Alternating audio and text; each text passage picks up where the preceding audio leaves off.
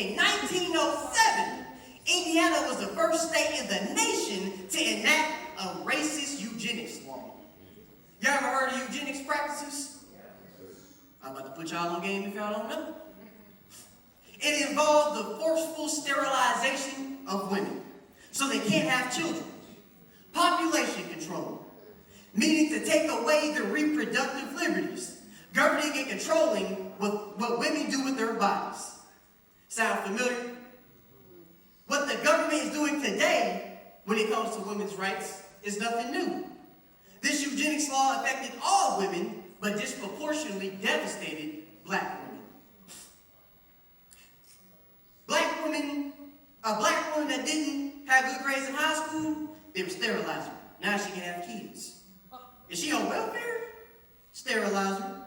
She doesn't have a decent paying job? They would sterilize her. That was the 1907 racist eugenics law of Indiana. In the 1930s, Indiana had the highest registered members of the Ku Klux Klan. D.C. Stevens, the Grand Dragon or top official of the KKK, lived right here in Indianapolis.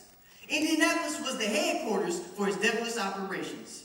At its peak, he had the mayor and governor of Indiana in his pocket. The Indianapolis governor and mayor at the time were public advocates, supporters of the KKK. Have y'all been to Riverside Park? I was there a lot when I was a kid. We had some fantastic times. Got a lot of whoopings out there too. There were still some good times.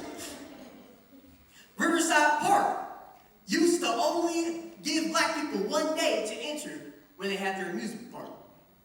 Our ancestors didn't eat the ice cream because they thought the white residents would spit in it or do something bad to the drinks.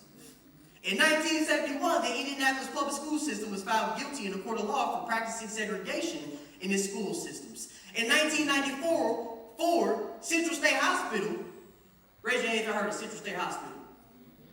Central State Hospital here in Indiana, you can ask your parents and grandparents, they may know.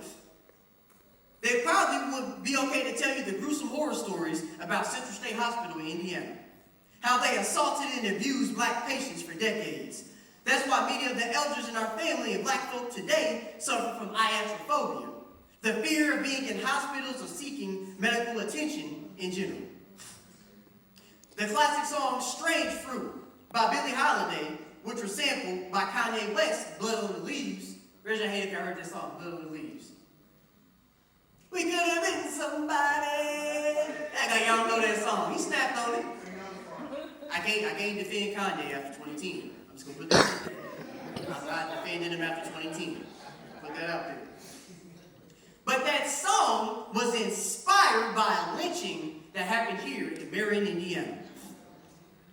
I'm 26 years old.